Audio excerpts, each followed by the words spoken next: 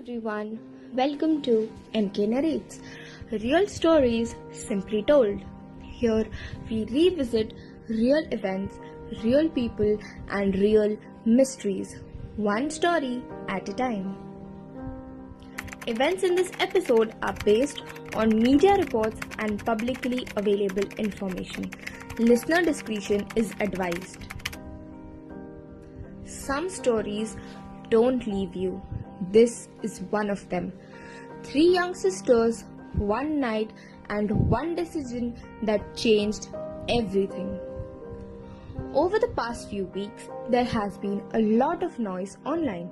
Speculation, blame, and viral theories. But today, we will talk about what has actually been confirmed by trusted news reports and official police findings.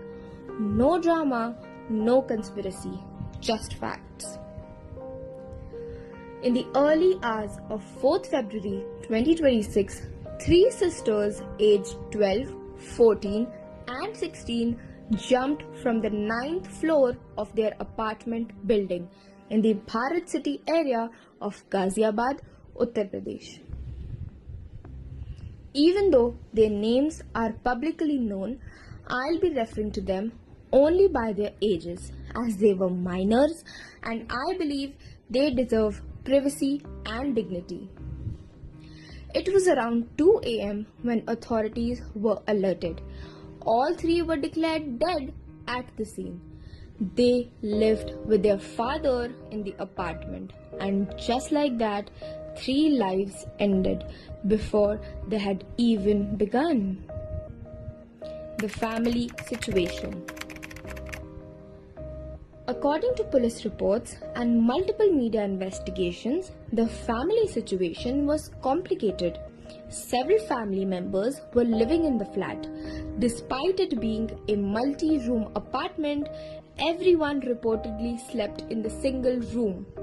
The girls had not been regularly attending school since the pandemic. In fact, reports say they hadn't gone to school properly in almost 3 years. That's 3 years of growing up without a routine, without classmates, without that normal teenage environment, and that matters. The diary and notes. Inside the house, investigators found handwritten notes and diary entries. Some of those notes reportedly included the words, "Sorry Papa." There were references to Korean content, cartoon, and online gaming. Now, this is where the internet exploded. People immediately began blaming K-culture, online games, and phone. But here's what police has officially said. There is no confirmed evidence that any specific game or content directly forced or manipulated them, and authorities have clearly ruled out foul play. There was no sign of an external criminal act. This was not a murder. This was not a kidnapping. There was no third-party conspiracy found. Phone and digital angle.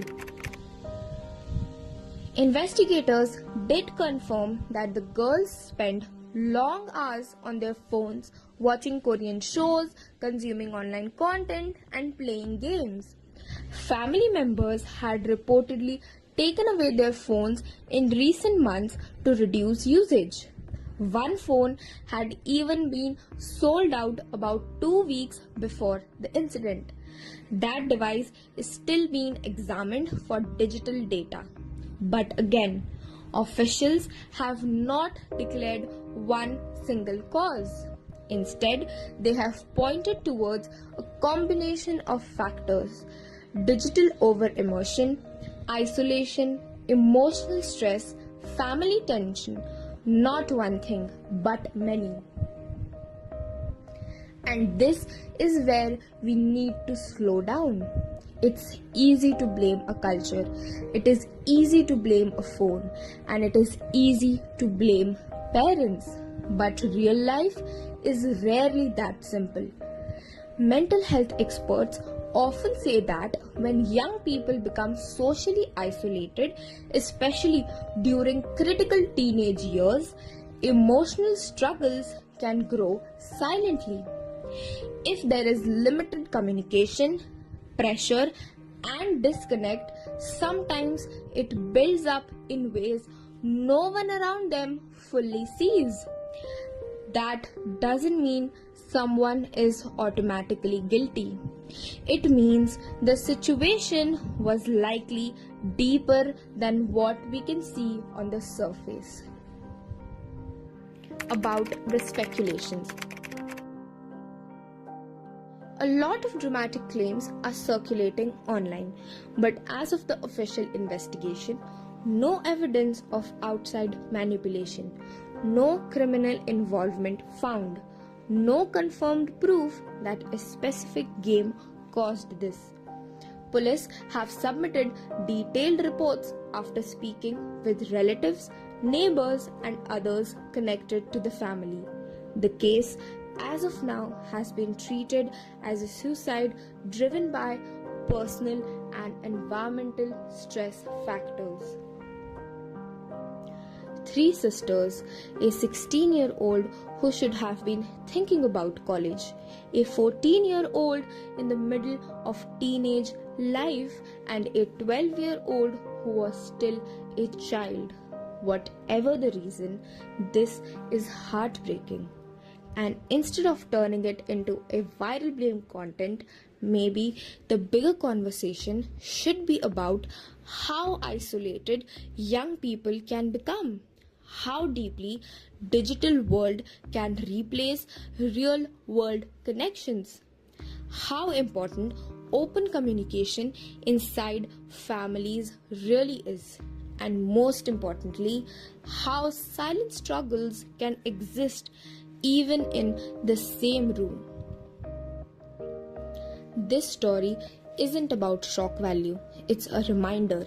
If you are a parent, talk, listen more than you lecture. If you are young and struggling, please do not stay silent. If you notice someone withdrawing, check in on them. Sometimes a conversation can change everything. And if this topic feels personal to you in any way, please reach out to someone you trust or a mental health professional. Help is not a weakness. 3 lives were lost. Let's at least make sure we learn something from it. Thank you for listening. Until the next story unfolds, this is MK Narrates, signing off.